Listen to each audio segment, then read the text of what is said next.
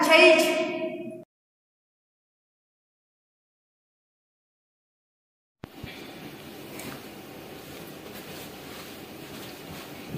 Ич ага. Меня сегодня дома не будет. Анда дарыңды алып ичип ал. Дарыңды унутпай ич, жылуу кийинип ал. Курсаңды той кылса ал. Не приказывай мне, өзүм билем. Мен сага эмне кылдым? Сен эмне кылганын менден сурап жатасыңбы? Сен бизди жакшы көрсөң буга тиймек эмессиң. Сен антип папам менен сүйлөшүп атасың?